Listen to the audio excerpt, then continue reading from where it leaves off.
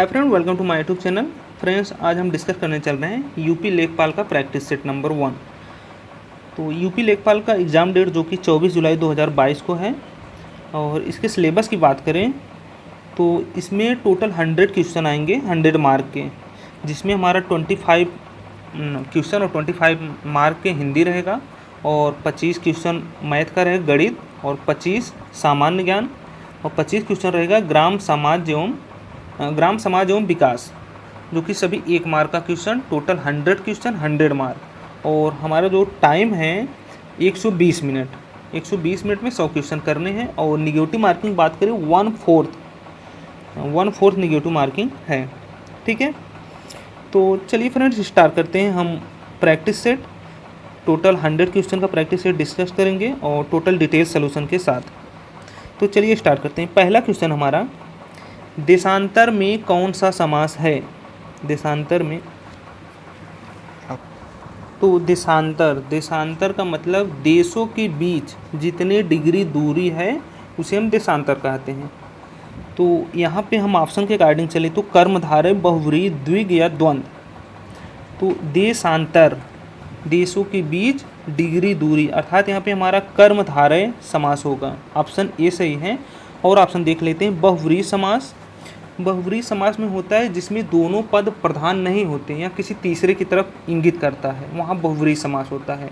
इसका एग्जाम्पल जैसे दशानन, 10 सिर हैं जिसके, अर्थात रावण किसी तीसरे की तरफ इंगित कर रहा है। और यहाँ ऑप्शन सी है द्विग समास। द्विग समास ये संख्यावाचक होता है। ऐसा समास जिसमें प्रथम पद संख्यावाची तथा दूसरा पद संज्ञा हो उसे द्विग समास कहते हैं। जैसे एक तारा, दुगुना, ये द्विग समास हो गया। और द्वंद्व समास की बात करें, द्वंद्व समास जिस समास के दोनों पद प्रधान हो उसे द्वंद्व समास कहते हैं। जैसे भाई बहन, माता पिता, ये हमारा द्वंद्व समास होता है। और एक समास होता है अव्ययी भाव समास, जिस समास का प्रथम पद प्रधान हो, अव्यय भी हो तथा दूसरा पद संज्ञा हो उसे अव्ययी भाव समास कहते हैं। जैसे प्रति एक, एक के प्रति, यहाँ पे प्रति हमारा प्रधान या अव्यय है तथा एक हमारा यहाँ पे संज्ञा हो जाएगी। ठीक, तो ऑप्शन यहाँ पे हमारा ए सही है, देशांतर में कर्मधारय। नेक्स्ट क्वेश्चन हमारा, रसोई घर का समास विग्रह है। रसोई घर, रसोई के लिए घर या रसोई का घर या घर की रसोई। तो यहाँ पे हमारा जो सही हो जाएगा ऑप्शन नंबर ए, रसोई के लिए घर। रसोई के लिए घर, यहाँ पर रसोई घर का समास विग्रह हो जाएगा। ठीक, क्वेश्चन नंबर थर्ड है, सरसिज शब्द का पर्यायवाची शब्द निम्नलिखित में से कौन सा है? सरसिज पर्यायवाची पूछा है। सरसिज का हमारा पर्यायवाची नलिन हो जाएगा, नलिन। तो ऑप्शन यहाँ पे हमारा ए सही हो जाएगा, सरसिज का पर्यायवाची नलिन। और यहाँ पे देखें जैसे नौकर, नौकर का पर्यायवाची हमारा दास, अनुचर, भृत्य आदि होंगे। और दृग, दृग दिया, दृग का पर्यायवाची अच्छ, नयन, आँख, ये सब हो जाएंगे। ओके, और जो सरसिज और नलिन है ये दोनों कमल के पर्यायवाची, कमल का फूल जो होता है उसके पर्यायवाची। ऑप्शन यहाँ पे हमारा ए सही है।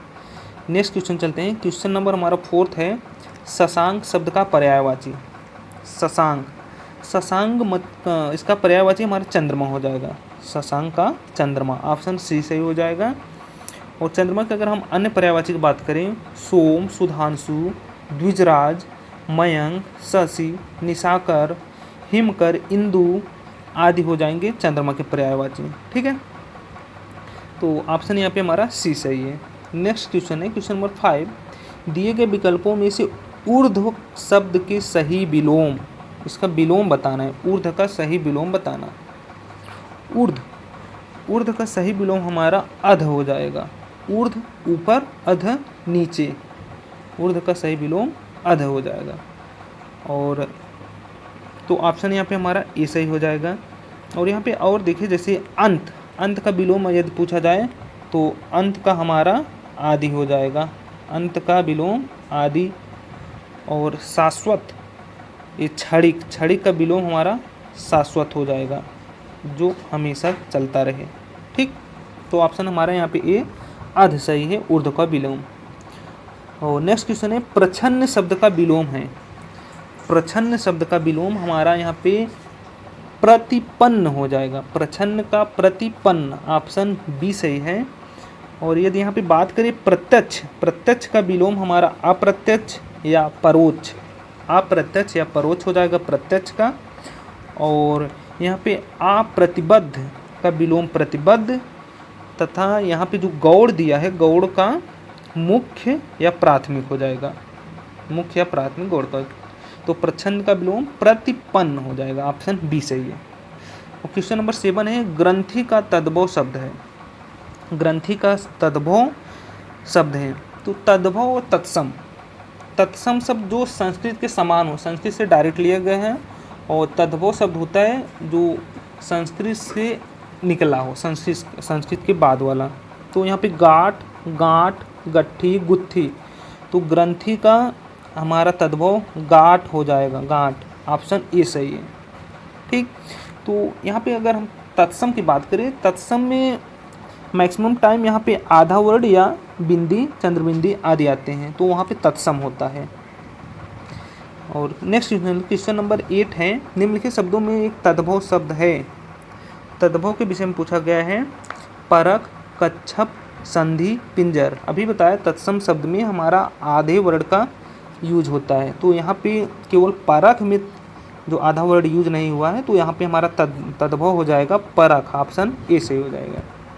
और क्वेश्चन नंबर 9 है बधूर्मी का संधि विच्छेद है। बधूर्मी का संधि विच्छेद, बधू प्लस उर्मी, यहाँ पे दीर्घ संधि है, ऊ प्लस ऊ मिलके हमारा बड़ा ऊ हो गया, दीर्घ संधि, ऑप्शन यहाँ पे बी सही है, बधूर्मी हो जाएगा। ठीक, और क्वेश्चन नंबर 10 है उद्योग का संधि विच्छेद होगा। उद्योग, उद्योग में उत प्लस योग या उद प्लस योग, उध प्लस योग या उत प्लस आयोग। तो यहाँ पे उद्योग का संधि विच्छेद उत प्लस योग, ऑप्शन यहाँ पे ए सही हो जाएगा। इसका होता क्या है, व्यंजन संधि है। यहाँ पे जब किसी वर्ग का पहला वर्ण, जैसे का वर्ग, चा, टा, ता, पा वर्ग, इनका पहला वर्ग का मेल किसी स्वर अथवा किसी वर्ग के तीसरे वर्ण या चौथे वर्ण अथवा अंतस्थ व्यंजन, अंतस्थ व्यंजन में या, र, ला, वा आते हैं, के साथ अगर हो जाता है, तो पहला वर्ण जो रहता है वह हमारा उसी वर्ग के तीसरे वर्ण में चेंज हो जाता है। जैसे उत, उत प्लस योग, उत का या से हुआ, या हमारा यहाँ पे अंतस्थ व्यंजन है। ता का या से हुआ, तो ता का हमारा यहाँ क्या हो जाएगा, धा हो जाएगा, उद्योग। तो ऑप्शन यहाँ पे दा हो जाएगा, उद्योग, ये सही है। क्वेश्चन नंबर 11 है वह स्त्री जिसका पति दूसरा विवाह कर ले। वाक्यांश के लिए एक शब्द, वह स्त्री जिसका पति दूसरा विवाह कर ले, इसको हम बोलते हैं अध्युड़ा, ऑप्शन यहाँ पे ए सही होगा, उसको अध्युड़ा बोलते हैं। और यहाँ पे जैसे परित्यक्ता दिया है, वह स्त्री जिसका पति उसको छोड़ दिया, उसको परित्यक्ता बोलते हैं। और यहाँ पे एक दिया है खंडिता, खंडिता मतलब वह स्त्री जिसका पति रात को किसी अन्य स्त्री के पास रहकर प्रातः सुबह वापस आता है, उसको खंडिता बोलते हैं। ठीक, तो यहाँ पे ऑप्शन हमारा ए सही है, अध्युड़ा। और नेक्स्ट क्वेश्चन 12 है पैसे से मनुष्य की जीवन जीने की इच्छा बलवती होती है। रेखांकित वाक्यांश के लिए एक शब्द, जीवन जीने की इच्छा। तो यहाँ पे हमारा जिजीविषा, जीवन जीने की इच्छा, जिजीविषा। नेक्स्ट क्वेश्चन है हमारा अंडे का शहजादा मुहावरे का अर्थ है। अंडे का शहजादा मतलब अनुभवहीन होना, अनुभवहीन होना, अंडे का शहजादा, ऑप्शन हमारे यहाँ पे डी सही है। ठीक, नेक्स्ट क्वेश्चन चलते हैं। क्वेश्चन नंबर हमारा 14 है छक्का पंजा करना मुहावरे का सही अर्थ है। छक्का पंजा करना, यहाँ पे मुहावरे का सही अर्थ हो जाएगा ओछी हरकत से कार्य सिद्ध करना, ओछी हरकत से कार्य सिद्ध करना, छक्का पंजा करना। और 15 नंबर है निम्नलिखित वाक्यों में से अशुद्ध वाक्य, यहाँ पे अशुद्ध वाक्य पूछा है, अशुद्ध वाक्य को पहचानिए। श्रीमती गांधी भारत की प्रधानमंत्री थी। श्रीमती गांधी जो भारत की प्रधानमंत्री थी, यहाँ पे सही है, इसमें कोई गलती नहीं है, लेकिन यहाँ पे अशुद्ध पूछा है जो गलत हो। मेरे ऊपर कृपा करें, मेरे ऊपर कृपा करें, यहाँ पे यही गलत है। यहाँ पे मेरे ऊपर कृपा करे का स्थान पे होगा मुझ पर कृपा करे। और मेरे घर के सामने पाठशाला है, ये भी सही है। वहाँ भारी भीड़ थी, ये भी यहाँ पे सही हो जाएगा। तो ऑप्शन अशुद्ध पूछा है तो ऑप्शन यहाँ पे बी सही है। क्वेश्चन नंबर 16 है, निम्नलिखित वाक्यों का एक वाक्य व्याकरण की दृष्टि से अशुद्ध है। यहाँ भी अशुद्ध पूछा है। अशुद्ध, शुष्क इलाकों में पानी की आपूर्ति के लिए बारिश या बर्फबारी बढ़ाई जा सकती है। युद्ध के समय गीता को लिखना कृष्ण के ही बस की बात है। स्वयं वे भी अपनी बीमारी को लेकर दुखी थे। तो यहाँ पे यही गलत है, ऑप्शन सी, स्वयं वे भी अपनी बीमारी को लेकर दुखी थे। तो इसका शुद्ध वाक्य हो जाएगा स्वयं वे भी अपनी बीमारी के कारण दुखी थे। यहाँ पे लेकर स्थान पे कारण हो जाएगा, स्वयं अपनी बीमारी के कारण दुखी थे। ऑप्शन सी सही हो जाएगा। 17 नंबर है, निम्नलिखित वाक्यों में निम्नलिखित में पुल्लिंग शब्द कौन सा है। पुल्लिंग पूछा है। मजा, सजा, कजा, रजा। तो पुल्लिंग बेसिकली होता क्या है, अकारांत संज्ञाएं स्त्रीलिंग होती है। अकारांत मतलब जिसके अंत में आ का उच्चारण है, जैसे मजा आ गया, सजा आ गया, तो वह हमेशा स्त्रीलिंग होता है। लेकिन यहाँ पे भी अपवाद है, जैसे यहाँ पे सभी के अंत में अकारांत है, तो मजा जो है यही हमारा अपवाद है, यह हमारा स्त्रीलिंग कौन सा पुल्लिंग है। यहाँ पे ये हमारा स्त्रीलिंग ना होकर पुल्लिंग है, मजा। ऑप्शन ए सही है।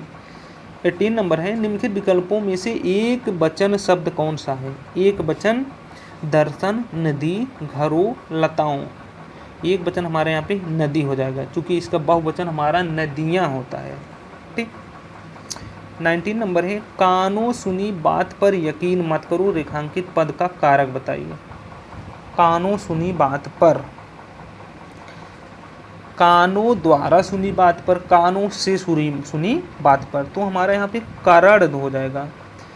करण कारक होता नहीं, कर्ता ने कर्म को करण से द्वारा, से या द्वारा आए तो वहाँ पे करण कारक हो जाएगा।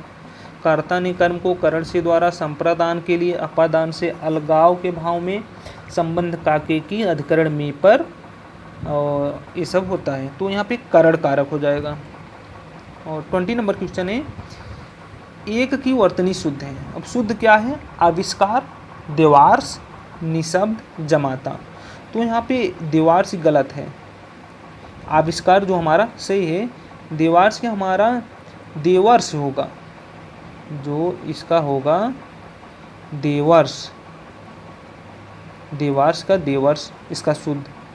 और जमाता का हो जाएगा जामाता शुद्ध, जमाता का जामाता। और निशब्द का इसका शुद्ध हो जाएगा निह शब्द, निह शब्द। तो ऑप्शन यहाँ हमारा वर्तनी शुद्ध है आविष्कार, ऑप्शन ए सही है।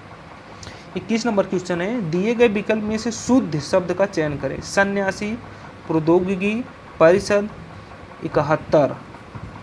तो 71 में यहाँ पे एक आधा ताओल लगेगा। और प्रौद्योगिकी में यहाँ पे प्रौद्योगिकी होता है, प्रौद्योगिकी यहाँ पे औ का मात्रा लगेगा। और सन्यासी जो कि हमारे यहाँ सही है, और परिषद में द के नीचे हलंत लगेगा, परिषद। तो सन्यासी हमारे यहाँ पे सही हो जाएगा, ऑप्शन ए। और नेक्स्ट क्वेश्चन है, निम्नलिखित में अनेकार्थी शब्द कौन सा है। आयु, आदेश, ग्रंथ, गुरु। तो यहाँ पे अनेकार्थी जिसका अनेक अर्थ निकल सके, तो यहाँ पे गुरु सही हो जाएगा। गुरु का अनेकार्थी शब्द है।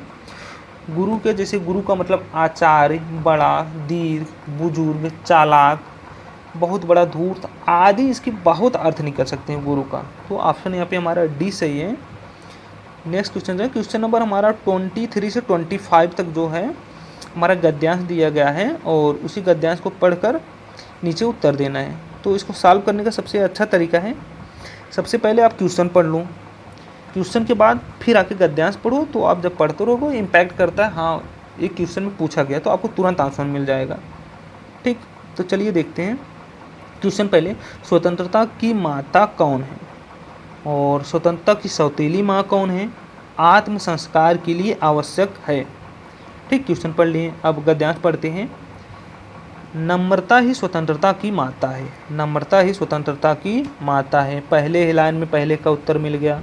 ओके, लोग भ्रमवश अहंकार को इसकी माता समझ बैठते हैं, वह इसकी उसकी सौतेली माता है। अहंकार क्या हो, इसकी सौतेली माता। सौतेली माता यहाँ पे अहंकार हो जाएगा। बस 2 लाइन में 2 उत्तर मिल गया। अब तीसरा पूछा, आत्म संस्कार के लिए आवश्यक क्या है। ठीक है, आगे पढ़ते हैं।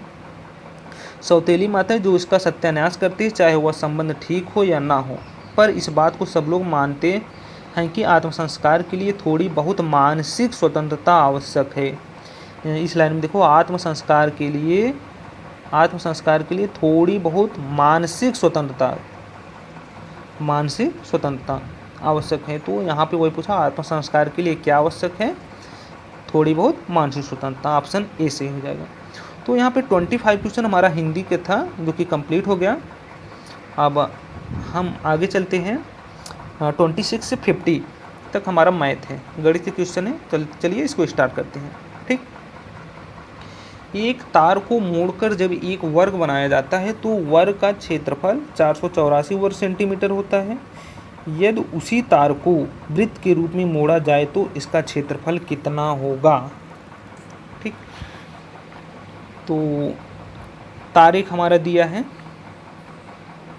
तार वर्ग बनाया जाता है, उसका क्षेत्रफल, मान लो कोई वर्ग है, एक वर्ग है और इसमें वर्ग की चारों भुजा बराबर होती है। मान लो ए है, तो एरिया ए स्क्वायर हमें दिया है 484, तो वर्ग की भुजा यहाँ पे ए निकल जाएगा। ए इक्वल टू हमारा √484, और जब इसको हम सॉल्व करेंगे तो यहाँ पे हमारा 22, वर्ग की एक भुजा की लंबाई कितना आ गया, 22 सेंटीमीटर। ओके, तो वर्ग का हम परिमाप निकाल लेंगे। अगर परिमाप हम बात करें तो वर्ग का परिमाप 4a हो जाएगा, 4 × 22, तो यहाँ से हमारा 2288 सेंटीमीटर टोटल वर्ग का परिमाप बोलूँ या तार की टोटल लंबाई बोलूँ, 88 सेंटीमीटर। ठीक, अब यहाँ हमसे पूछा क्या गया है, वृत्त के रूप में मोड़ा जाए तो वृत्त का क्षेत्रफल पूछा गया है। उसी 88 सेंटीमीटर को हम वृत्त के रूप में मोल्ड कर दे रहे हैं, तो इसका एरिया पूछ रहा है। तो वृत्त की परिधि पाई डी वही हमारा 88 सेंटीमीटर होगा, जितनी टोटल तार की लंबाई। यहाँ से हम डायामीटर अगर निकाल लें तो 88 भागे पाई हमारा होता है 22/7, 7 हमारा ऊपर चला जाएगा, तो 22 चौक 88, 4 × 7, यहाँ पे हमारा 28 हमारा डायामीटर आ गया। और एरिया की बात करें अगर हम सर्कल की, वृत्त की, तो π/4 d², जब इसको हम सॉल्व करेंगे, d के स्थान पे 28 का स्क्वायर, पाई हमारा 22/7, इसको जब हम रखेंगे तो हमारा फाइनल आंसर आ जाएगा 616 वर्ग किलोमीटर। ऑप्शन यहाँ पे हमारा बी सही है, 616 वर्ग सेंटीमीटर, सॉरी। नेक्स्ट क्वेश्चन है, क्वेश्चन नंबर 27 है, इसको हल करना है। तो यहाँ पे होता है, का को पहले काटिए तब पीछे दे भाग, गुणा करो फिर अंत में धन ले नंबर लाग। तो यहाँ पे सबसे पहले हम कोष्टक को काटते हैं, ता पीछे दे भाग। कोष्टक यहाँ पे हमारा बार कोष्टक दिया है, सबसे पहले इसको सॉल्व करेंगे, फिर बड़ा कोष्टक, मझला कोष्टक, फिर अंदर आएंगे भाग करेंगे, तो ऐसे चलेंगे। तो यहाँ पे सबसे पहले 16 - 8, तो यहाँ पे 8 हो जाएगा, 8 × 5 और भागे 60, ये हो गया। तो 60 में 5 का भाग देंगे, हमारा 12 × 8, अब भागे 2, और इसका भागे भी हमारा 2 है, इसका भागे भी हमारा 3 है।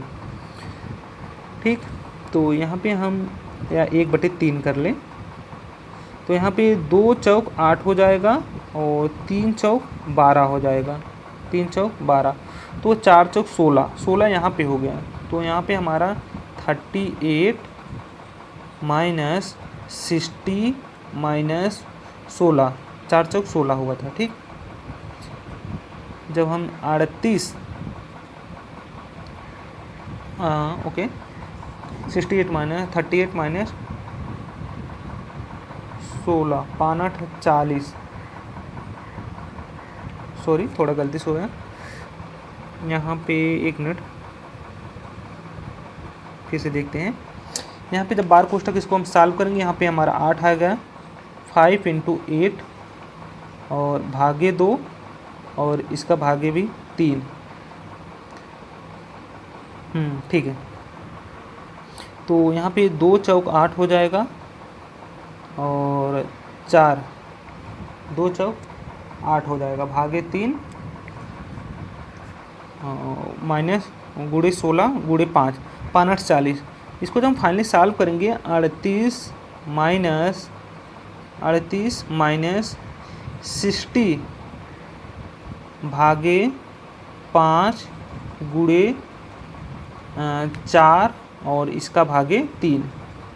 ठीक, इसको जब सॉल्व करेंगे तो यहाँ पे 38 माइनस 60 भागे 5 है, तो यहाँ पे हमारा 12 गुड़े 4 भागे 3, तो यहाँ पे 3 चौक 12 हो जाएगा, 4 चौक 16, 38 माइनस 16, 38 में से 16 हमारा जाएगा 22 आ जाएगा। तो ऑप्शन यहाँ पे हमारा सी सही हो जाएगा, 22। ठीक है, नेक्स्ट क्वेश्चन है 28 नंबर। 2.5 मीटर चौड़ाई का एक फुटपाथ एक आयताकार बगीचे जिसकी लंबाई 10 मीटर और चौड़ाई 8 मीटर है, चारों ओर बगीचे का क्षेत्रफल जिसमें फुटपाथ भी शामिल है, बताइए।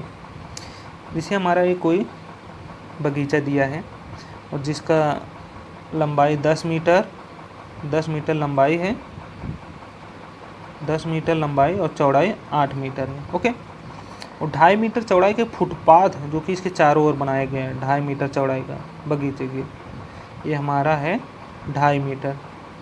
अब एरिया पूछ रहा है टोटल बगीचे का प्लस फुटपाथ का, तो हमारा यहाँ पे अगर टोटल लेंथ देखेंगे 10 मीटर ये है, 10 मीटर में 2.5 मीटर इधर, 2.5 मीटर इधर, टोटल हमारा 2.5 दूना 5, 10 5 15 मीटर इधर हो जाएगा और ये लेंथ हमारा 8 5 13 हो जाएगी।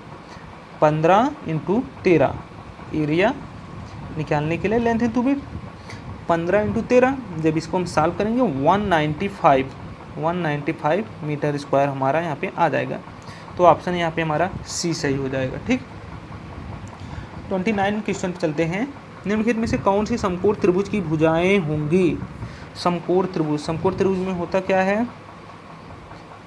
जो हमारा कर्ण का स्क्वायर जो होता है वो लंब का स्क्वायर प्लस आधार का स्क्वायर होता है, आधार का स्क्वायर प्लस लंब का स्क्वायर। तो यहाँ पे हम ऑप्शन के अकॉर्डिंग चलेंगे, 84 सेंटीमीटर, 13 सेंटीमीटर, 85। तो कर्ण हमारी सबसे बड़ी होती है, मान लो ये हमारा 85 सेंटीमीटर और ये 13 सेंटीमीटर, 84 सेंटीमीटर। तो हम यहाँ पे चेक करते हैं यह समकोण त्रिभुज है कि नहीं। तो 84 का स्क्वायर प्लस 13 का स्क्वायर, 84 का स्क्वायर प्लस 13 का स्क्वायर, इसको जो हम 13 का स्क्वायर हमारा आएगा 169 और 84 का आएगा 70 56, और दोनों को जब ऐड करेंगे 72 25 जो कि हमारा 85 का वर्ग है। तो यह हमारा किसको फॉलो कर रहा है, समकोण त्रिभुज को। ऑप्शन यहाँ पे हमारा यही सही हो गया, नेक्स्ट अगले ऑप्शन की ज़रूरत नहीं पड़ी। ठीक है, और 30 नंबर है। 5 साल पहले एक आदमी अपने बेटे से 7 गुना बड़ा था। 5 साल पहले एक आदमी अपने बेटे से 7 गुना बड़ा था। अब 5 साल में वह अपने बेटे से 3 गुना बड़ा रह जाएगा। 2 साल पहले उनकी आयु क्या थी? ठीक, 5 साल पहले मान लो 5 ईयर्स एगो, ये आदमी ए मैन हो गया और उसका सन हो गया। सन की आयु मान लो x हो गई, तो आदमी की आयु हमारी 7x हो जाएगी। 5 साल पहले की बात है। अब 5 साल में वह अपने बेटे से 3 गुना बड़ा हो गया। ओके, तो फिर 5 साल बाद अब क्या हो गया, 7x + 5 और यह x + 5 दोनों 5 साल बड़े होंगे। जब दोनों 5 साल बड़े हुए तो अब लेकिन प्रश्न के अकॉर्डिंग क्या है, अब 5 साल में वह अपने बेटे से 3 गुना बड़ा हो जाएगा। इसकी प्रेजेंट एज पे आए हैं, प्रेजेंट एज पे आए तो 7x + 5, लेकिन यहाँ पे 5 साल और प्लस में चल रहा है, प्लस 5 ईयर्स देखेंगे तो 7x + 5 फिर 5 ऐड होगा तो 7x + 10, और यह हमारा हो जाएगा x + 10। अब हमारा यहाँ पे दिया है उसका 3 गुना रह जाएगा, तो इक्वेशन हमारा यहाँ पे बनेगा 7x + 10 = 3x + 10। जब इसको हम यहाँ से सॉल्व करेंगे तो x की वैल्यू हमारा यहाँ पे 5 आ जाएगी, और इस 5 को हम किसी भी एक इक्वेशन में रखेंगे, जैसे इसमें रख रहे हैं तो इसमें रखेंगे तो यहाँ पे 7 × 5 = 35, 5 40 साल ये आ गया, और 5 दूनी 10 साल ये आ गया प्रेजेंट एज में। लेकिन यहाँ पे पूछा क्या है, 2 साल पहले की आयु पूछा है, 2 साल पहले पूछा है, प्रेजेंट एज है, 2 साल घटा दो, 40 में से 2 गए 38 साल का ये है और 8 साल का ये है, तो ऑप्शन यहाँ पे हमारा सी सही हो जाएगा, 38 साल और 8 साल, ऑप्शन सी। ठीक है, नेक्स्ट क्वेश्चन चलते हैं, क्वेश्चन नंबर 31। ठीक है, 31 नंबर है, वीर अपनी मासिक आय का 15% किराया और शेष का 60% गृह कार्यों पर खर्च करता है। यदि वह 2210 रुपये बचाता है तो उसकी मासिक आय क्या होगी। ओके, तो यहाँ पे हम अगर सॉल्व करें, मान लो 100 रुपये मासिक आय उसकी थी, 100 में 15% हुआ किराए पे खर्च कर दिया, अब बचा उसके पास 85%। अब 85 और शेष का 85 का 60% वो गृह कार्य में खर्च कर दिया, इंटू 60। जब इसका हम मल्टीप्लाई करेंगे तो 56 30 6 48 48 3 51, तो 51% यहाँ पे, 15% और रेंट पे 51 15 हमारे यहाँ हो जाएगा 5 1 6 5 1 6, टोटल 66% वो खर्चा कर रहा है, और लेकिन वो 2210 बचा रहा है, तो 100 में से 66 गए तो यहाँ पे हमारा 34% इक्वल टू 2210, 34% इक्वल टू 2210, तो यहाँ पे 100% इक्वल टू हमारा क्या हो जाएगा, टोटल निकालना है 2210 इंटू 34/100, 2210 इंटू, गलती हो गया, 2210 इंटू 100 यहाँ पे टोटल निकालना है, और एक का पहले निकालें, 34 का हमारे यहाँ पे डिवाइड होगा। जब इसको हम सॉल्व करेंगे, जैसे यहाँ पे आया हमारा 2210 बचत करता है, तो टोटल कितने करता है, 34% बच रहा है, परसेंट मतलब 100 ऊपर चला जाएगा। जब इसको हम सॉल्व करेंगे तो हमारा यहाँ पे 6500 आ जाएगा, क्योंकि 17 दूनी 34 और 17 का नाम 17 5 22 17 3 51 130, और फिर यहाँ पे हम भाग देंगे 65, तो 6500 रुपये वह टोटल कमाता था, ऑप्शन ए सही हो जाएगा। ठीक, और क्वेश्चन नंबर 32 पे चले, तो यहाँ यह माध्यिका से है, क्योंकि काफ़ी लंबा चौड़ा क्वेश्चन है, क्योंकि इसको छोड़ देना है अगर इस टाइप के क्वेश्चन हमारे आ जाते हैं। बता दे रहे हैं कैसे लगेगा। ठीक है, तो यहाँ पे हम पहले जैसे कर्मचारियों की संख्या दिया है, अब इसका हम संचयी बारंबारता निकालेंगे। संचयी बारंबारता जैसे 5 है, 5 का फिर 1 मिनट, यहाँ पे 5 के बाद 10 ऐड करेंगे 15 15 15 30 30 20 50 50 10 60 5 65, संचयी बारंबारता निकल गई। फिर संचयी बारंबारता ये निकल गई, फार्मूला जो होता है माध्यिका का, यहाँ पे median equal to L + n/2 minus CF/F into H। इसमें हम जो वैल्यू पुट करेंगे तब जाके हमारा आंसर आएगा। आंसर हमारा जो कि 25.13 आ रहा है, ऑप्शन यहाँ पे हमारा डी सही है। ठीक है, अगला क्वेश्चन हमारा 33 नंबर, जब किसी धनात्मक भिन्न संख्या के वर्ग में भिन्न संख्या के वर्ग में 2 जोड़ा जाता है तो मान हमारा 4 से 1/4 प्राप्त होता है। मूल भिन्न की संख्या बताइए। तो 4 से 1/4 का मतलब हमारा यहाँ पे हो जाएगा कितना, 4 चौक 16 17/4, 17/4। तो वहाँ पे हमारा भिन्न में 2 जोड़ रहे थे, तो हम रिवर्स चल के अगर इसमें हम 2 घटा दें तो वह हमारी मूल भिन्न प्राप्त हो जाएगी। तो 17 - 8/4, यहाँ से हमारा 9/4। तो सही बटे में इसको हम लिखेंगे 4 दूनी 8 1 4, 2 सही 1/4। ऑप्शन यहाँ पे हमारा सी सही हो जाएगा। इसको हम रिवर्स जाके लगाए हैं। 33, 4 दूनी 8 1 9, 9/4। 1 मिनट, हाँ यहाँ पे थोड़ी सी भी गलती है। यहाँ पे भिन्न के वर्ग में 2 जोड़ा गया था, तो यहाँ पे हमारा जो 9/4 आया है, 9/4 है हमारा एक्स स्क्वायर, भिन्न जो था उसका स्क्वायर है। भिन्न निकालने के लिए हमारा इसका रूट लेंगे तो 3/2 हो जाएगा। 3/2 का मतलब 1 सही 1/2, 1 सही 1/2। तो ऑप्शन हमारा यहाँ पे डी से हो जाएगा। तो ध्यान से क्वेश्चन पढ़ना, वहाँ पे वर्ग बोला था तो वर्गमूल निकालना पड़ेगा मूल भिन्न के लिए। 34 नंबर है, किसी नगर की जनसंख्या 2000 है और उसकी विभिन्न व्यवसाय निम्नलिखित पाई चार्ट में दिखाए गए सबसे अधिक और सबसे कम संख्या वाले कार्यों में व्यक्तियों का अंतर बताइए।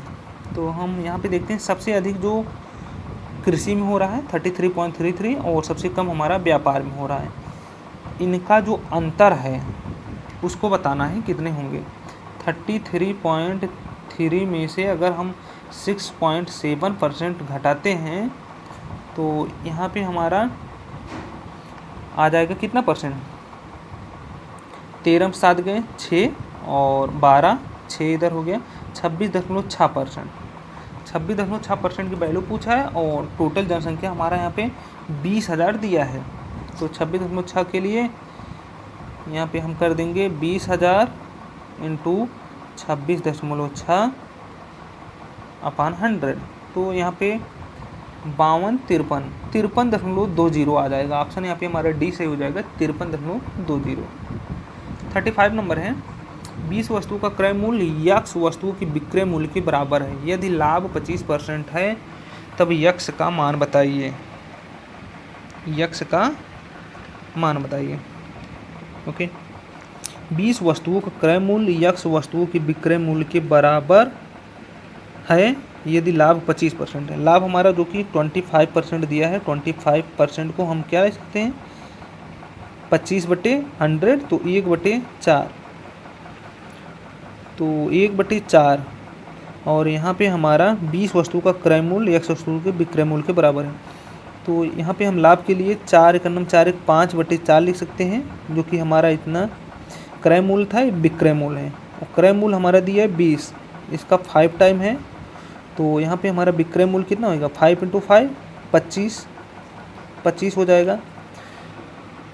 तो x का मान हमारा वही हो जाएगा। तो x का यहाँ पे 20 वस्तु का क्रय मूल्य x वस्तुओं के विक्रय मूल्य के बराबर है। तो यहाँ पे जो 20 वस्तुओं का क्रय मूल्य जो कास्ट प्राइस है और उसका x वस्तुओं के सेलिंग प्राइस के बराबर है। तो यहाँ पे लाभ परसेंट जो प्रॉफिट परसेंट की बात करें तो ये हो जाएगा 20 - x upon x into 100। Cast price minus selling price upon selling price into 100। तो यहाँ पे प्रॉफिट परसेंटेज निकल आएगा।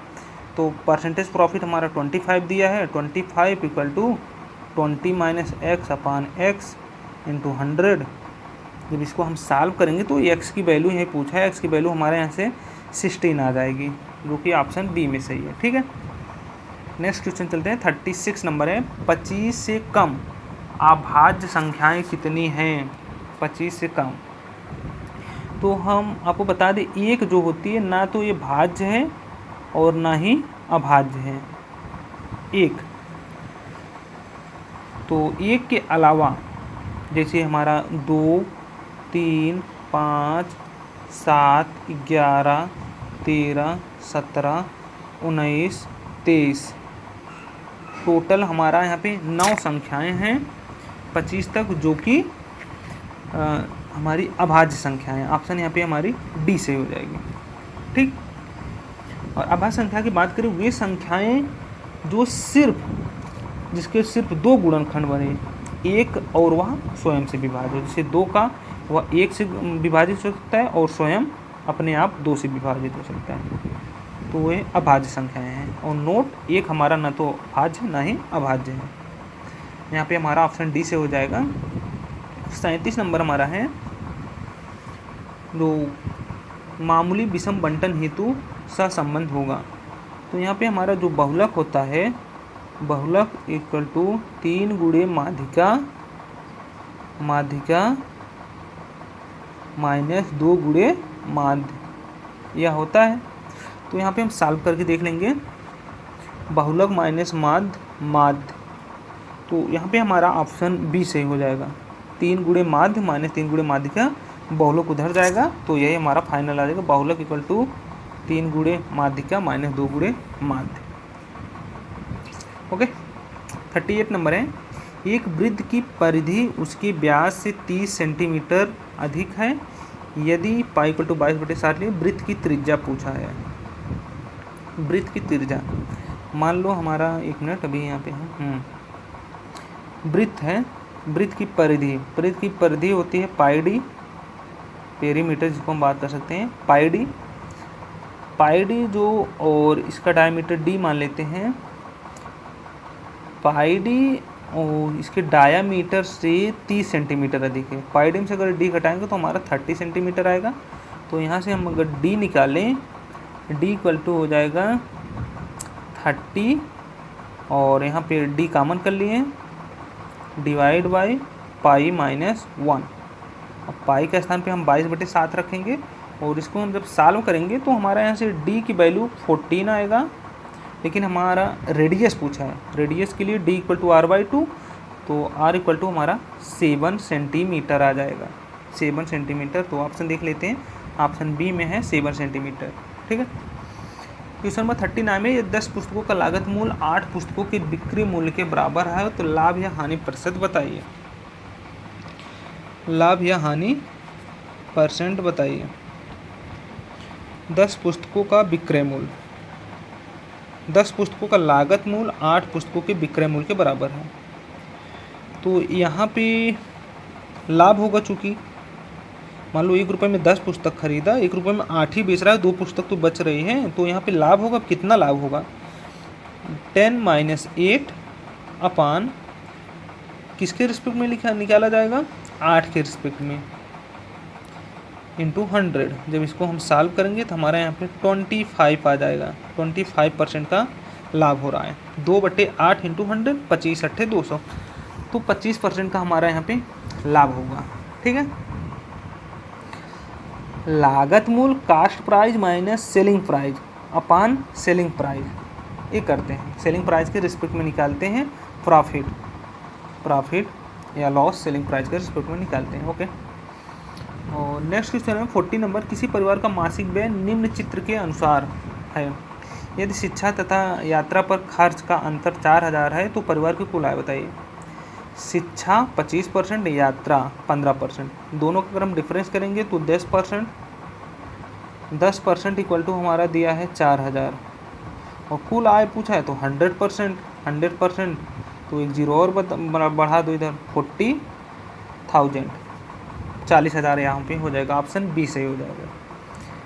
क्वेश्चन नंबर 41 है, यदि a - b × x plus a + b × y equal to a² - 2ab - b², a + b, और next question में x + y equal to a² + b², तो x और y का मान पूछा है। यहाँ पे x और y का वैल्यू पूछा है।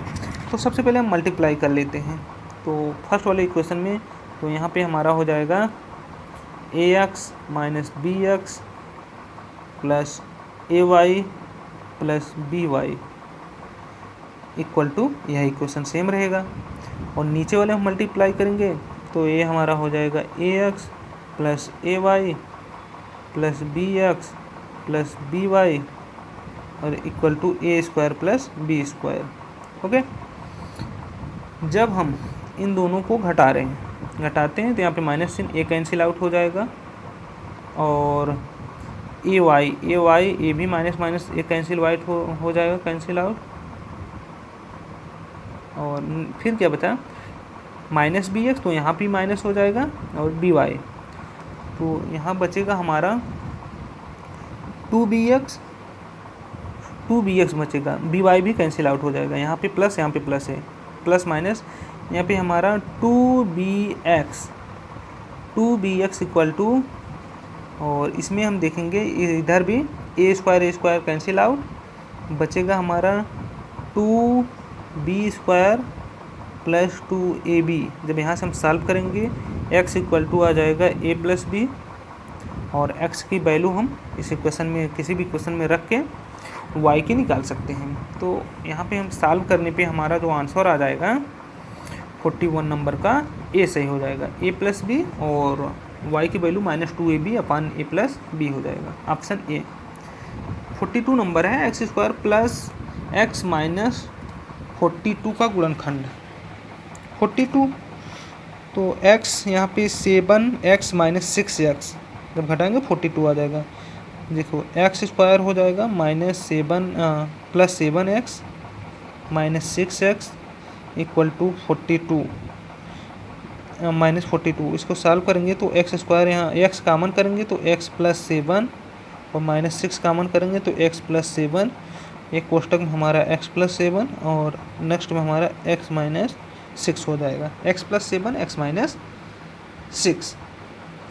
तो ऑप्शन यहाँ पे हमारा सी सही हो जाएगा। यहाँ पे ध्यान देना है ऑप्शन बी और सी में प्लस माइनस का डिफरेंस है, तो x प्लस 7 और x माइनस सी होगा। ओके, और नेक्स्ट 43 नंबर पर चलते हैं। मोबाइल निर्माता कंपनियों के बारे में जानकारी देता है। यदि कंपनियों द्वारा निर्माण किए गए मोबाइल फ़ोनों की कुल संख्या 12,40,000 है तो कंपनी XYZ द्वारा कितने मोबाइल निर्मित किए गए। कंपनी XYZ जो कि 12%, और टोटल हमारा जो कंपनी निर्माण किए गए था 12,40,000, तो XY इसके द्वारा पूछा गया। तो 12,40,000 इंटू 12% है, 12/100, इसको डिवाइड करेंगे और मल्टीप्लाई करेंगे तो हमारा यहाँ पे 12 चौक 48 और 12 दूने 24, 24 4 28, 12 का नंबर 12 2 14 और 00, तो 1,48,800 ऑप्शन है हमारा यहाँ पे ए सही हो जाएगा, 1,48,800, 43 का ए सही। नेक्स्ट क्वेश्चन चलते हैं। क्वेश्चन नंबर हमारा 44 है। यहाँ भी माध्यिका पूछा है जो कि ये भी लॉन्ग क्वेश्चन है, और यहाँ भी सबसे पहले हम यहाँ पे कुमुलेटिव पर निकालेंगे संचयी बारंबारता। संचयी जैसे यहाँ पे 4 है, 4 में 11 जोड़ेंगे 15, संचयी बारंबारता। ओके, लड़कियों की संख्या 29, आवृत्ति फ्रिक्वेंसी। यहाँ से ऐसे संचयी बारंबारता निकालेंगे। फिर माध्यिका के लिए हम वही formula L plus n/2 minus FB अपान F इंटू आई। जो यहाँ पे L हमारा यहाँ पे निम्न सीमा हो जाएगी, L हमारा निम्न सीमा, और यहाँ पे जो F हो जाएगी मूल आवृत्ति फ्रीक्वेंसी, मूल आवृत्ति, और I वर्गांतर हो जाएगा, FB मूल आवृत्ति के नीचे की आवृत्ति। इसको जब हम फाइनली सॉल्व करेंगे तो ऑप्शन यहाँ पे हमारा बी सही होगा, 148.89। ठीक, इतना लंबा क्वेश्चन सॉल्व नहीं हो पाएगा, इसलिए ऐसा क्वेश्चन छोड़ना ही बेहतर है। अगर इसको सॉल्व करने के चक्कर में फंसे तो यहाँ औरों को ले जाएगा।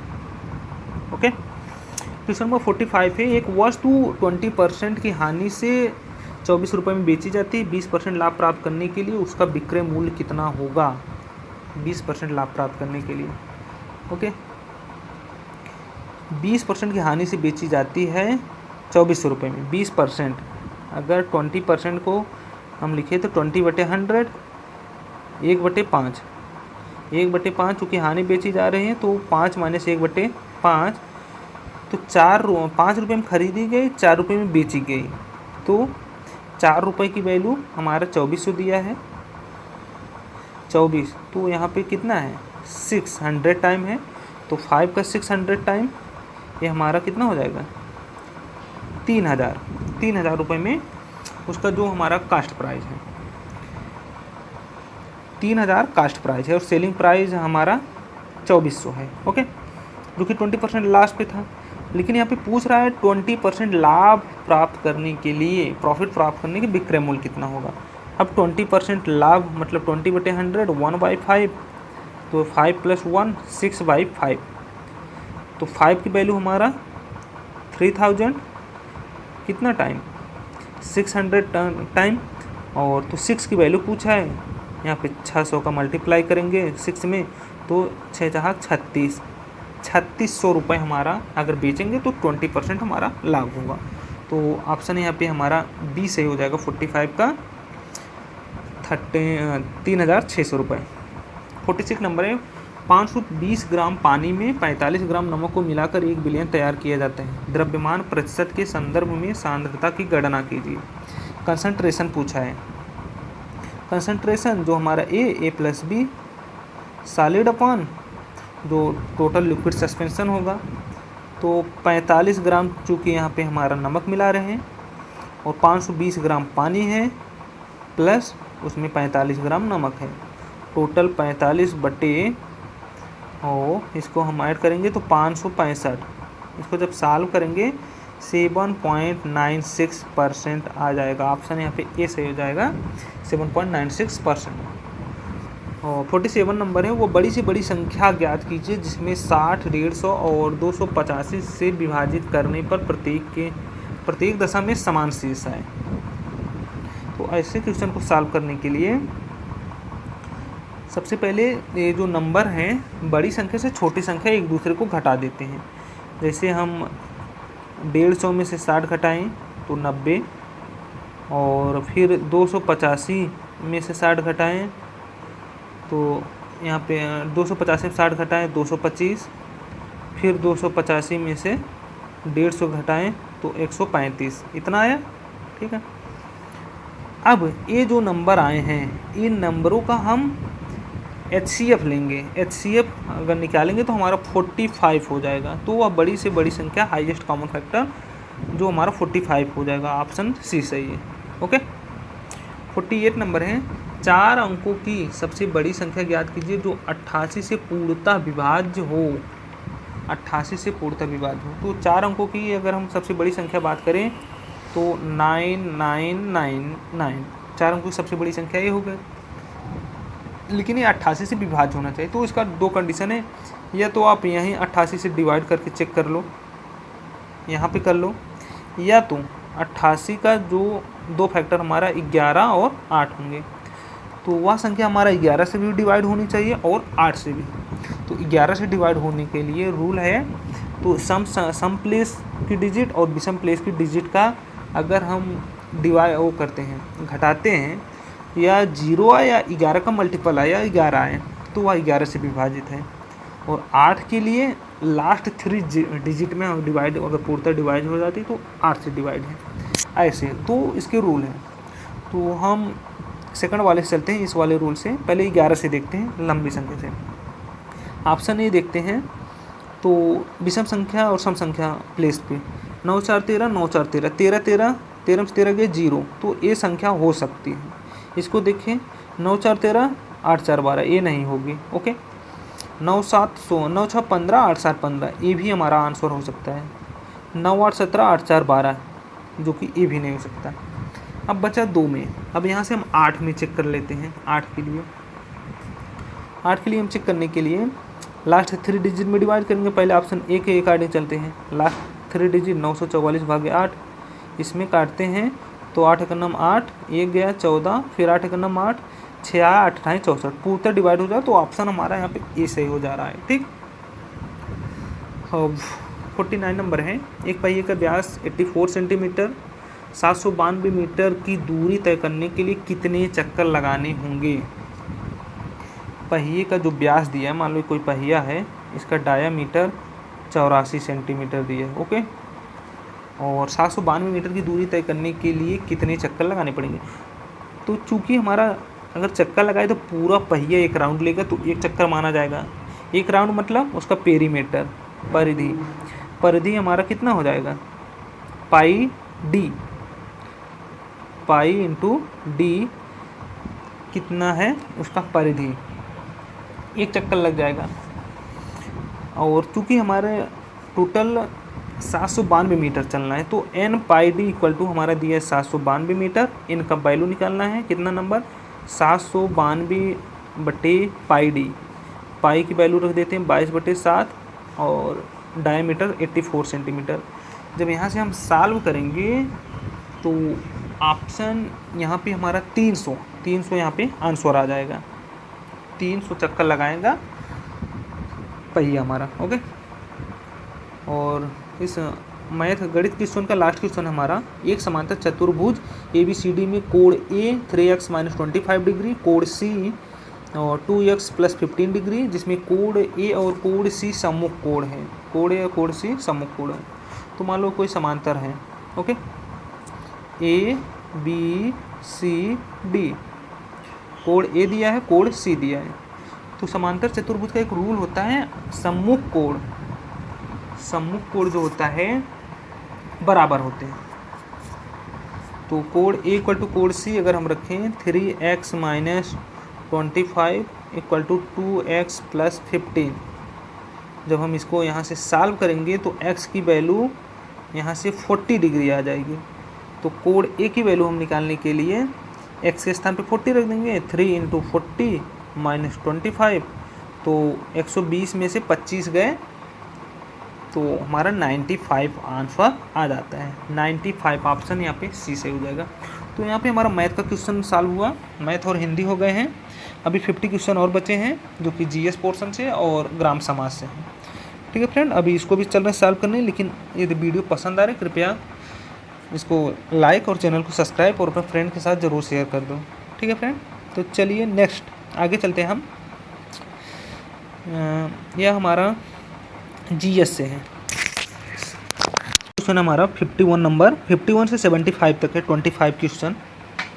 बौद्धों के लिए उत्तर प्रदेश में स्थित सारनाथ क्यों महत्वपूर्ण है। सारनाथ क्यों महत्वपूर्ण है। भगवान बुद्ध ने सारनाथ में ज्ञान प्राप्त किया था।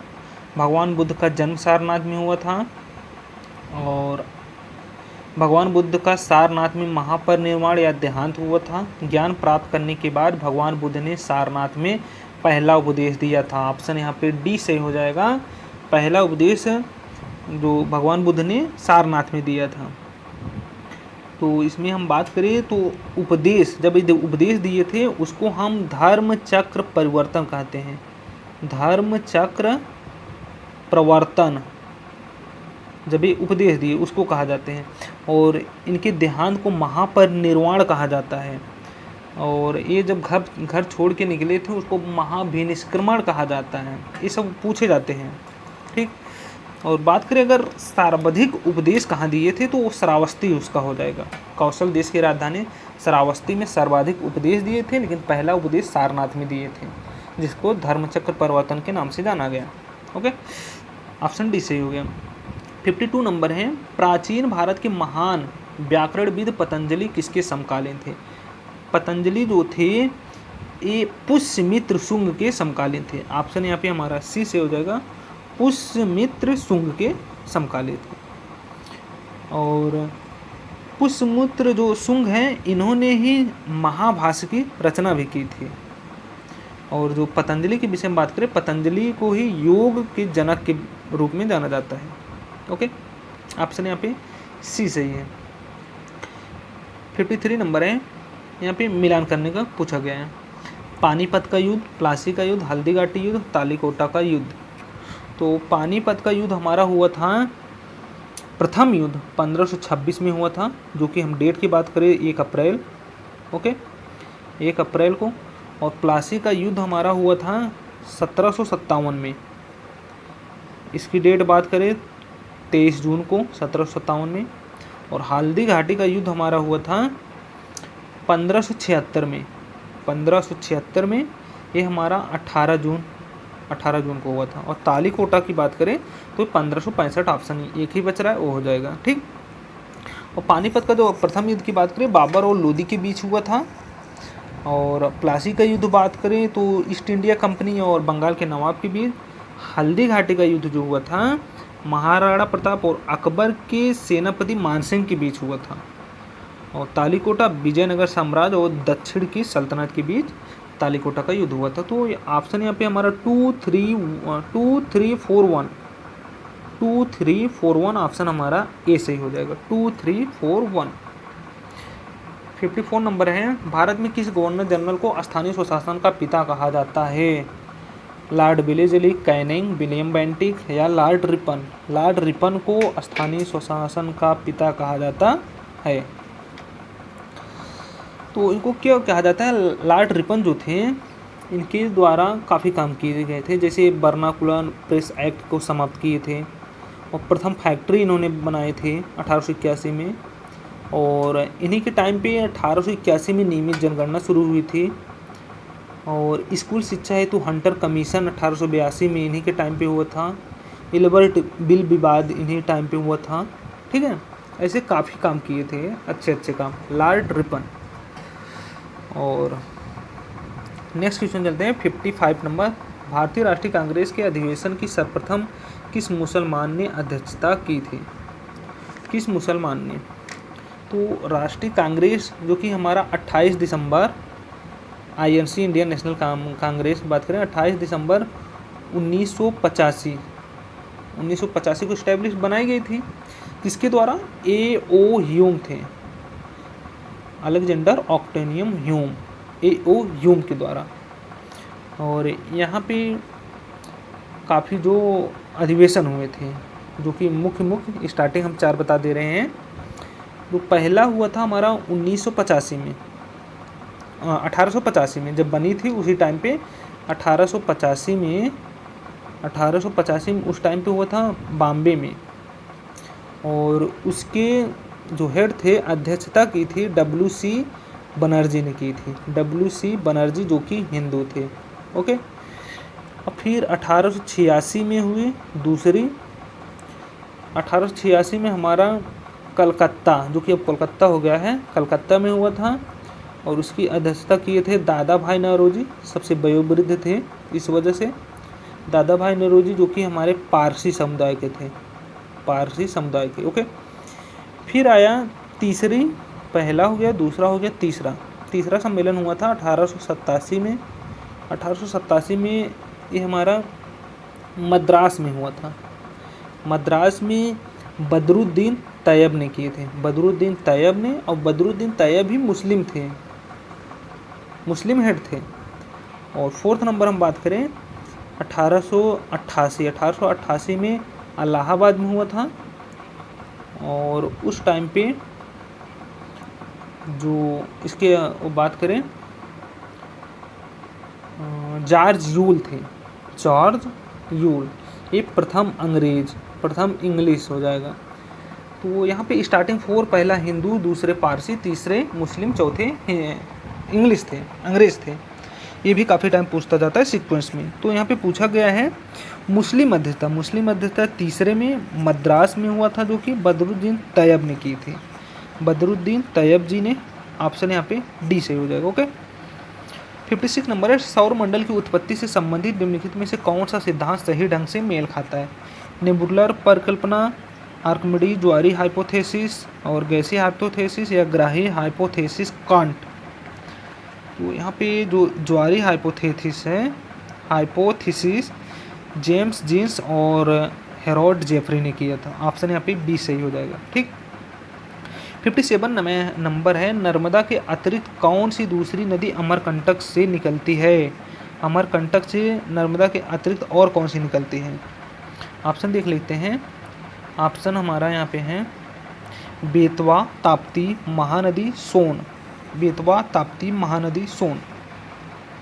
तो यहाँ पे नर्मदा के अतिरिक्त हमारी जो सोन नदी, जिसको हम स्वर्ण नदी भी कहते हैं, यह अमरकंटक पठार से निकलती है, नर्मदा के जो समीप से ही निकलती है। ओके, ऑप्शन डी से हो जाएगा। और 58 नंबर है, निम्नलिखित में से भारत का कौन सा राज्य जूट या पटसन निर्मित वस्तुओं का अधिकतम निर्यात करता है? जूट सबसे ज़्यादा निर्यात कौन सा करता है? हमारा पश्चिम बंगाल, वेस्ट बंगाल हो जाएगा। असम में हमारा चाय हो जाएगा, वेस्ट बंगाल यहाँ पे ऑप्शन हो जाएगा। 59 नंबर है, तो वायुमंडल में लगभग कितनी प्रतिशत नाइट्रोजन होती है? वायुमंडल में नाइट्रोजन की बात करें तो एक्यूरेट अगर हम बात करें, नाइट्रोजन हमारा होता है 78.08% नाइट्रोजन हो गया, ऑप्शन ए सही है। ऑक्सीजन की बात करें दूसरे नंबर पे 20.94, जिसको हम 21% बोल देते हैं ऑक्सीजन के बाद फिर आर्गन हो गया जो कि 0.93%, कार्बन डाइऑक्साइड 0.03%, CO2 जो हो गया CO2 0.03% एवं अन्य गैसें होती हैं। ठीक, तो ऑप्शन यहाँ पे हमारा ए सही होगा 78 से 79%। 60 नंबर है, निम्नलिखित विकल्पों में से कौन सा सही ढंग से ग्रहों के उनके आकार के अवरोही क्रम को दर्शाता है? अवरोही मतलब घटते हुए क्रम को दर्शाता है, बड़े से छोटे की ओर। तो अवरोही, तो यहाँ पे सबसे बड़ा हमारा हो जाएगा बृहस्पति, फिर शनि हो जाएगा, फिर अरुण जिसको हम यूरेनस, वरुण नेपच्यून, और पृथ्वी, शुक्र, मंगल एवं बुध। अर्थात सबसे बड़ा ग्रह बृहस्पति और सबसे छोटा हमारा बुध हो जाएगा। तो ऑप्शन यूरेनस हो गया, शनि हो गया, शुक्र हो गया। ये वाला यहाँ पे देखो बृहस्पति दिया है, लेकिन यहाँ पे सीक्वेंस गड़बड़ा दिया है, क्योंकि बृहस्पति के बाद हमारा शनि आता है, तो ऑप्शन बी नहीं हो सकता। ये ना कि बृहस्पति पकड़ के ऑप्शन मार दो, गलत हो जाएगा। तो यहाँ पे यूरेनस हो जाएगा जो अरुण, फिर वरुण होता है जो नेपच्यून, पृथ्वी, फिर मंगल, बुध। ऑप्शन यहाँ पे हमारा सी सही हो जाएगा। ठीक है, और 61 नंबर है, महात्मा गांधी के लिए भारतीय मानवता की एकता, इसकी आर्थिक स्वतंत्रता और समानता का प्रतीक था। क्या था इसका प्रतीक? तो खादी जो थे महात्मा गांधी के लिए भारतीय मानवता की एकता और इसकी आर्थिक स्वतंत्रता और समानता का प्रतीक था। और 62 नंबर है, संवैधानिक उपचारों का अधिकार के तहत आता है। संवैधानिक उपचार जो हमारे आर्टिकल 32 जो है, आर्टिकल 32 इसके अंतर्गत आता है, जिसमें हमारा 5 प्रकार की रिट दायर कर सकते हैं। ये हमारा मौलिक अधिकार के अंतर्गत आता है, क्योंकि मौलिक अधिकार 12 से 35 तक है आर्टिकल, तो 32 इसी के अंदर आ गया। तो मौलिक अधिकार, फंडामेंटल राइट, और 5 प्रकार की रिट हम सुप्रीम कोर्ट में दायर कर सकते हैं। अगर हमारा मौलिक अधिकार का उल्लंघन हो रहा है तो आर्टिकल 32 के तहत हम उच्चतम न्यायालय में इन रिट को दायर कर सकते हैं। और अगर हम हाई कोर्ट में, आर्टिकल हमारा 226, हाई कोर्ट के लिए 226, सुप्रीम कोर्ट के लिए 32, और 5 प्रकार की जो हमारी रिट हाई कोर्ट में दायर कर सकते हैं वो हमारा हाइबियस कार्पस हो जाएगा, मैंडामस हो जाएगा, क्यू वारंटो, और प्रोहिबिशन, और सर्टियूरी। ओके, तो मौलिक अधिकार के अंतर्गत आता है। 63 की बात करें, वर्ष 1965 में निम्नलिखित में से किस कृषि उपज के लिए न्यूनतम समर्थन मूल्य पहली बार घोषित किया गया? न्यूनतम समर्थन मूल्य जो 1965 में सबसे पहली बार गेहूं के लिए जो किया गया था, और इसके जो उस समय पे हेड बने थे न्यूनतम समर्थन मूल्य के लिए, प्रोफेसर ML दांतेवाला विजयपाल शर्मा थे। ML दांतेवाला विजयपाल शर्मा। ओके, और वर्तमान में जो हम बात करें, इसके अंदर 23 फसलें आती हैं, MSP के अंदर 23 फसलें आती हैं। ओके, और 1967-68 में बात करें तो हमारी हरित क्रांति आई थी, हरित क्रांति, जिसमें MS स्वामीनाथन इंडिया के और वर्ल्ड वाइड वेब के रूप में देखें तो हमारे नॉर्मनी बोरलागा लगे वर्ल्ड वाइड में। और 64 नंबर है, बेटी बचाओ बेटी पढ़ाओ कार्यक्रम योजना किससे संबंधित है? बेटी बचाओ बेटी पढ़ाओ भारत में गिरते हुए शिशु लिंगानुपात का समाधान एवं बालिकाओं को सशक्त बनाना। ऑप्शन हमारा यहाँ पे यही सही हो जाएगा। शिशु लिंगानुपात को जो गिर रहा है उसको बढ़ाना और बालिकाओं को सशक्त बनाना, बेटी बचाओ और बेटी पढ़ाओ का यही योजना से संबंधित है। ओके, 65 नंबर है, किसान क्रेडिट कार्ड योजना किस वर्ष लागू की गई? किसान क्रेडिट कार्ड योजना हमारा 1998 और 99 में स्टार्ट की गई थी, क्रेडिट कार्ड योजना। और 66 नंबर है, जब लोहे की कील को जंग लग जाए तो कील का वजन क्या होता है? कील का वजन हमारा बढ़ता है, क्योंकि होता क्या है, लोहे में जब हम एटमॉस्फेयर से वह वाटर और एयर के कांटेक्ट में आता है तो उसके ऊपर लाल रंग की एक परत है जो फेरिक ऑक्साइड होती है जम जाती है और जिससे जंग लगना कहते हैं। यह जंग हवा की नमी और ऑक्सीजन के कारण लगता है और जंग लगने से लोहे का जो भार होता है बढ़ जाता है। ओके, वॉशिंग सोडा है, washing soda sodium sulphide, sodium bicarbonate, sodium bicarbonate जो हमारा होता है जिसको हम बेकिंग सोडा में बोलते हैं, खाने वाला सोडा है। वॉशिंग सोडा पूछा है तो वॉशिंग सोडा के लिए हमारा सोडियम कार्बोनेट हो जाएगा, सोडियम कार्बोनेट जिसका हमारा फार्मूला होता है Na2CO3, सोडियम कार्बोनेट, इसको धावन सोडा या कपड़े धोने के काम आता है। और सोडियम बाइकार्बोनेट बात करें तो Na2CO3 × 10H2O, जो बेकिंग सोडा खाने वाला सोडा हो जाएगा, इसमें 10H2O और ऐड हो जाता है। ओके, ऑप्शन यहाँ पे सी से सोडियम कार्बोनेट। और मानव रक्त में प्लाज्मा की लगभग कितनी मात्रा होती है? मानव रक्त में प्लाज्मा जो होता है 50 to 60% हमारा 55 to 60% प्लाज्मा होती है। और प्लाज्मा में हमारा जो रुधिर कणिकाएँ होती हैं 45 से 40% तक, और प्लाज्मा हमारा 90% इसमें जल होता है और 10% प्रोटीन तथा देखो 100% अगर है 100% में हमारा 55 to 60% प्लाज्मा हो गया और 45 to 40% हमारा जो रुधिर कणिका है RBC WBC प्लेटलेट्स हो गया। और प्लाज्मा में हमारा 90% इसमें जल होता है और 10% हमारा प्रोटीन एवं कार्बनिक पदार्थ होते हैं। ऑप्शन हमारा वहाँ पे बी से हो जाएगा, प्लाज्मा 55 to 60% होता है। ये कंप्यूटर में स्टोरेज माध्यम की क्षमता की इकाई है, स्टोरेज माध्यम की क्षमता की इकाई यहाँ पे हमारा बाइट हो जाएगा, बाइट। ठीक, यहाँ पे बिट मत मान लेंगे, बिट सबसे छोटा होता है, क्योंकि एक बाइट में अगर हम बात करें, एक बाइट में हमारा 8 बिट होता है, बिट सबसे छोटी इकाई होती है।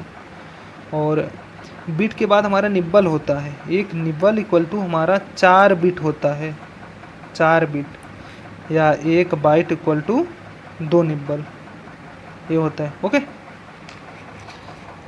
सबसे छोटा bit, bit, nibble, byte, kilo byte, ऐसे बढ़ता जाता है, kilo byte, mega byte, giga byte, tera, hexa, peta, zetta, yotta, ऐसे आगे निकलता जाता है। ओके, 70 नंबर है, निम्न गैसों में से कौन सी ग्रीन हाउस गैस नहीं है? ग्रीन हाउस गैस हमारा CO2 है, CH4 है, NO2 है, O3 है, ये सब हमारा ग्रीन हाउस गैस है, और वाटर वेपर है। लेकिन यहाँ पे O2 जो है हमारा ग्रीन हाउस गैस नहीं है, ऑप्शन यहाँ पे हमारा डी से हो जाएगा, ग्रीन हाउस गैस O2 नहीं है। और ग्रीन हाउस गैस के कारण हमारा जो ओजोन लेयर का क्षरण हो रहा है, जिसमें जो हमारा अल्ट्रावायलेट रे जो डायरेक्ट अगर पृथ्वी पे आ गए तो ह्यूमन के लिए या पेड़ पौधों के लिए, सबके लिए हानिकारक हो जाएगी। ओके, 71 नंबर है, उत्तर प्रदेश में विकलांग व्यक्तियों के लिए विश्वविद्यालय कहाँ खोला गया है? विकलांग व्यक्तियों के लिए विश्वविद्यालय हमारा खोला गया है चित्रकूट में, विकलांग व्यक्तियों के लिए चित्रकूट, ऑप्शन सी से हो जाएगा। भूक्षरण किसके द्वारा रोका जा सकता है? भूक्षरण जो हम वनारोपण करके, वन को लगा के, पेड़ पौधे लगा के भूक्षरण को रोका जा सकता है, क्योंकि बारिश के पानी जो नीचे से फ्लो करते हैं तो वह पेड़ों की जड़ों तनों से रुक के भूक्षरण को रोक सकते हैं। और 73 नंबर है, 8 जनवरी 2020 तक भारत का विदेशी मुद्रा भंडार कितना था? ये सब डेटा हैं याद करने वाले। विदेशी मुद्रा भंडार हमारा जो 586.08 बिलियन अमेरिकी डॉलर, ऑप्शन यहाँ पे बी से हो जाएगा। और 74 नंबर है 16 से 18 सितंबर 2021 के मध्य 16 से 18 सितंबर 2021 के मध्य भारतीय सेना प्रमुखों का सम्मेलन कहाँ आयोजित किया गया था। तो ये हमारा आयोजित नई दिल्ली में किया गया था सेना प्रमुखों का। और 75 नंबर है लास्ट क्वेश्चन जीएस का 1 से 11 सितंबर 2021 के बीच 78वां वेनिस अंतर्राष्ट्रीय फिल्म महोत्सव का आयोजन वेनिस शहर के इटली में किया गया। निम्नलिखित में से किस फिल्म को सर्वश्रेष्ठ फिल्म के लिए गोल्डन लायन पुरस्कार दिया गया। गोल्डन लायन पुरस्कार जो मिला था हैपनिंग के लिए मिला था।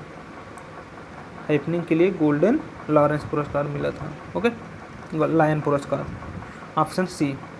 अब हमारा जो लास्ट सेक्शन है ग्राम समाज वाला वो 76 से 100 नंबर तक है। ठीक है फ्रेंड, अगर मेहनत पसंद आए कृपया सब्सक्राइब जरूर कर दो और वीडियो को लाइक भी ज़रूर कर दें। ठीक है, चलिए स्टार्ट करते हैं 76 से। ललित किसकी एक उत्तम किस्म है। ललित बात करें, यह एक हमारी अमरूद की उत्तम किस्म है ललित। और अमरूद के जैसे कई प्रकार हैं, इलाहाबादी अमरूद होता है, सफ़ेदा होता है, और लखनऊ में 49 प्रकार की अमरूद की किस्में पाई जाती हैं। ठीक, और सहारनपुर, नागपुर, इन सब में बेहात कोकोनट अमरूद जो कि बीज रहित होते हैं पाए जाते हैं। ठीक है, 77 नंबर है निम्नलिखित में से कौन से 2 जुताई के प्राथमिक उपकरण हैं। ठीक है, जिससे कल्टीवेशन किया जाता है। तो यहाँ पे एक हो जाएगा मेलबोर्ड हल और मृदा खुनाल। ऑप्शन यहाँ पे डी सही है, मेलबोर्ड हल और मृदा खुदाल, और ये प्राथमिक हमारे उपकरण हो जाएंगे। और डिस्क हैरो ये सब सेकेंडरी में चले जाएंगे, ये सब प्राथमिक यहाँ आ जाते हैं। एक थ्रेशर द्वारा दानों का अधिक नुकसान होता है यदि। दानों का जो होता है अनाज का अधिक नुकसान कब होता है, जब हमारा थ्रेशर को अधिक स्पीड से चला देंगे, जो हल्का कमज़ोर दाने होंगे उठा के फेंक देता है भूसे के साथ। तो यदि अधिक स्पीड से चलाया जाए तो दानों का अधिक नुकसान होगा। 78 का ए। बहुप्रचलित सिंचाई का स्रोत है। बहुप्रचलित सिंचाई का स्रोत है जो हमारा ट्यूबवेल हो जाएगा। ट्यूबवेल बहुप्रचलित सिंचाई का स्रोत है, जो कि इसके 45% एरिया पे ट्यूबवेल द्वारा किया जाता है। और कुएं की बात करें, कुएं से सिंचाई 19% एरिया पे, और नहर द्वारा सिंचाई 26% एरिया पे, और तालाब से सबसे कम 3% एरिया पे किया जाता है, और अन्य क्षेत्रों से 7%। 80 नंबर क्वेश्चन है लहसुन की तीव्र गंध का कारण क्या है। लहसुन में जो तीव्र गंध आता है वो किसके कारण आता है। तो यहाँ पे क्लोरो यौगिक है, अम्लीय यौगिक या गंधक। तो यहाँ पे गंधक के कारण आता है लहसुन का जो तीव्र गंध होता है। गंधक में हमारा सल्फर के कारण मेनली आता है तीव्र गंध। ओके, ऑप्शन यहाँ पे सी सही है। 81 नंबर है यदि पंचायत भंग होती है तो किस अवधि के अंदर चुनाव होंगे। यदि कोई पंचायत हमारी भंग हो गई है तो उसको मैक्सिमम 6 महीने के अंदर उसमें चुनाव करा लिया जाना चाहिए। ठीक है, ऑप्शन यहाँ पे हमारा बी सही हो जाएगा। 82 नंबर है मध्य भारत में 1 बीघा कितने हेक्टेयर के बराबर होता है। 1 बीघा हमारा जो होता है 0.2529 हेक्टेयर के बराबर होता है 1 बीघा। चूँकि 1 हेक्टेयर में हमारा 3.95 बीघा होता है, और 1 एकड़ की बात करें 1 एकड़ में हमारा 1.6 बीघा होता है, 1.6 बीघा होता है। तो यहाँ पे पूछा गया है 1 बीघे में कितने हेक्टेयर होते हैं। 1 हेक्टेयर में होता है 3.95 बीघा, 1 बीघे में पूछा है तो यहाँ पे हो जाएगा 1/3.95। जब इसको सॉल्व करेंगे 0.2529 आंसर आ जाएगा। ऑप्शन नंबर ए सही होगा। और 83 नंबर है उत्तर प्रदेश के निम्नलिखित शहरों में से किससे पीतल उत्पादों का अधिकतम निर्यात किया जाता है। पीतल उत्पादन हमारा मैक्सिमम किस ज़िले में होता है यूपी के।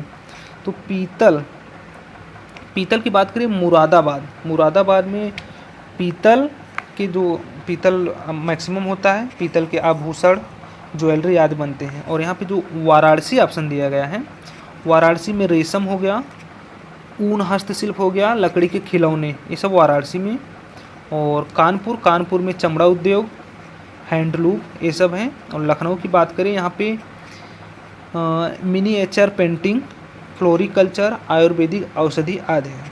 तो यहाँ पे हमें पूछा गया है पीतल के लिए तो मुरादाबाद। 84 नंबर है, एक ग्राम में ग्राम के वार्डों से चुने हुए कितने सदस्य होते हैं जिन्हें पंच कहा जाता है। तो ऑप्शन देख लेते हैं। तो 5 to 20, 7 17, 10 to 20, 5 से 9। तो यहाँ से हमारा 7 से 17 वार्ड को चुन के एक पंच बनता है। ऑप्शन यहाँ पे बी से हो जाएगा, 7 से 17। देश का प्रथम राज्य कृषि विश्वविद्यालय कहाँ पे है? जो देश का प्रथम राज्य कृषि विश्वविद्यालय हमारा ये पंतनगर जो कि हमारा यूके उत्तराखंड में है। पंतनगर उत्तराखंड में है। और इस विश्वविद्यालय की स्थापना कृषि विश्वविद्यालय की 1960 में की गई थी। और इस विश्वविद्यालय का जो 1992 में नाम बदल के गोविंद बल्लभ पंत कृषि एवं प्रौद्योगिकी विश्वविद्यालय कर दिया गया है। तो पंतनगर में पहला जो कृषि विश्वविद्यालय बना। Option B. 86 नंबर है, निम्नलिखित में से किस कमेटी या आयोग ने न्याय पंचायत बनाने की सिफारिश की थी? न्याय पंचायत बनाने की सिफारिश जो हमारी कौन सी कमेटी की थी? बलवंत राय मेहता कमेटी, अशोक मेहता कमेटी, या GVK राव कमेटी, या इनमें से कोई नहीं।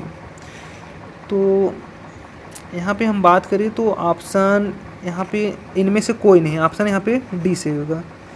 क्योंकि है क्या, अगर हम बात करें अशोक मेहता कमेटी ये न्याय पंचायत के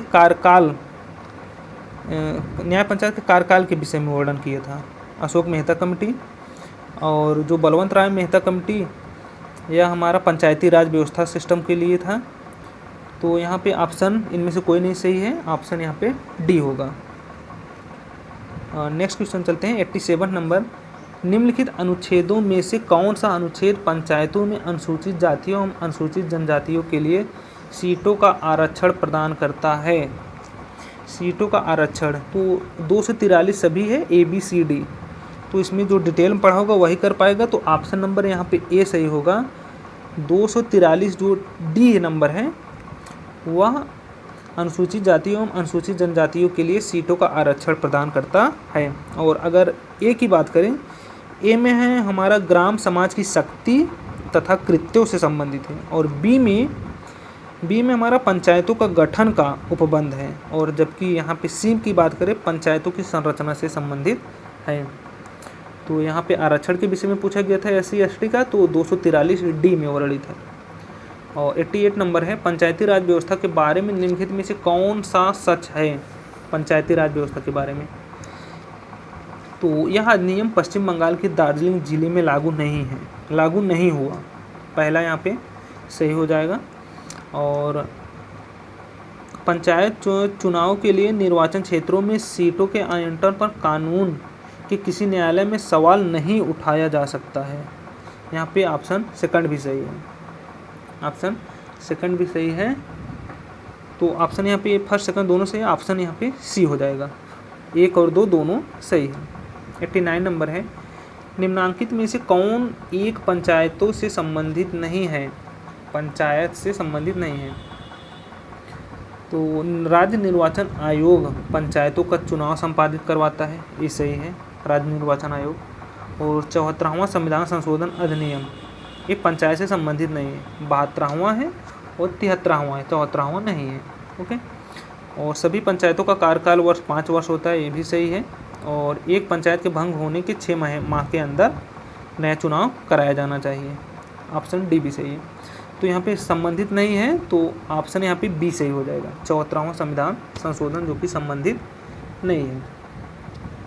क्वेश्चन नंबर 90 है, विकास अनुवीक्षण और मूल्यांकन कार्यालय जो दीर्घकालीन नीति का अनुवीक्षण करता है निम्नलिखित में से किस कार्यालय के अंतर्गत आता है? यह हमारा नीति आयोग के अंतर्गत आता है। नीति आयोग जो कि हमारा इसका फॉर्मेशन हुआ था 1 जनवरी 2015, योजना आयोग के स्थान पे इसका गठन किया गया है। ठीक है, ऑप्शन डी सही है। क्वेश्चन नंबर 91 पे आ जाते हैं, योजना आयोग का स्वरूप क्या है?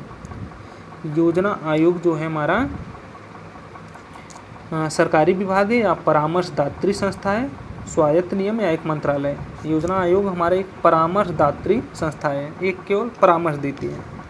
और योजना आयोग जो हमारा फॉर्मेशन हुआ था 1950 में हुआ था, 1950 में। और इसका ही जो नरेंद्र मोदी की सरकार 1 जनवरी 2015 को योजना आयोग के स्थान पे नीति आयोग इसका नाम दे दिए। तो यहाँ पे हमारा ऑप्शन बी है, योजना आयोग एक परामर्शदात्री संस्था है। चलते हैं नेक्स्ट क्वेश्चन पे। 92 नंबर है, निम्नलिखित में से कौन सा ऑनलाइन पोर्टल भारत में कृषि विपणन के लिए प्रारंभ किया गया? कृषि विपणन के लिए तो ई लाला, ई ट्रेडर्स, ई बिजनेस या ई नाम। ई नाम जो था यही कृषि विपणन के लिए एक ऑनलाइन पोर्टल है, जो कि 14 अप्रैल 2016 को 14 अप्रैल को हमारे डॉक्टर भीमराव अम्बेडकर जी का जो जयंती था 125वीं जयंती थी 2016 में, उसी उपलक्ष्य में ई नाम से एक ऑनलाइन पोर्टल लॉन्च किया गया था नरेंद्र मोदी सरकार द्वारा। ठीक है, तो ऑप्शन यहाँ पे डी से हो जाएगा, ई नाम। माही सुगंधा किस फसल की प्रजाति है? माही सुगंधा की बात करें तो यह हमारी चावल की प्रजाति है, चावल की एक प्रजाति है। और चावल की अन्य प्रजाति की बात करें, साकेत हो गया, गोविंद हो गया, कावेरी हो गया, रत्ना, जया, सरजू और महसूरी हो गया और पूसा 33, ये सब हमारे धान की अन्य प्रजातियां हैं। क्वेश्चन नंबर 94 पे चलते हैं। 94 नंबर, निम्नलिखित में से कौन सा पीत क्रांति से संबंधित है? पीत क्रांति या पीली क्रांति, हमारा तिलहन हो जाएगा पीत क्रांति से। और दुग्ध क्रांति के लिए हमारा श्वेत क्रांति चलेगा। तो यहाँ पे पीत क्रांति के पीछे में पूछा था, तिलहन हो जाएगा। और क्वेश्चन नंबर 95 पे, भारत में भूमि सुधार के क्षेत्र में शामिल नहीं है। भूमि सुधार में बिचौलिया समाप्ति, बिचौलियों की समाप्ति है, भूजोतों का एकत्रीकरण ये भी है, सहकारी कृषि ये भी है, किसानों का मकान ऋण ये मकान से संबंधित है, भूमि क्षेत्र सुधार से संबंधित है। ऑप्शन यहाँ पे डी सही हो जाएगा। ठीक है, 96 नंबर है, निम्नलिखित में से समन्वित बाल विकास सेवा ICDS योजना के अंतर्गत कौन सी सेवा नहीं प्रदान होती है? ICDS के अंतर्गत तो इसके अंदर पूरक आहार ये मिलता है, रोग प्रतिरक्षण ये भी मिलता है, बच्चों को निःशुल्क पुस्तकें एवं विद्यालय पोशाक का वितरण ये नहीं होता है ICDS के अंतर्गत।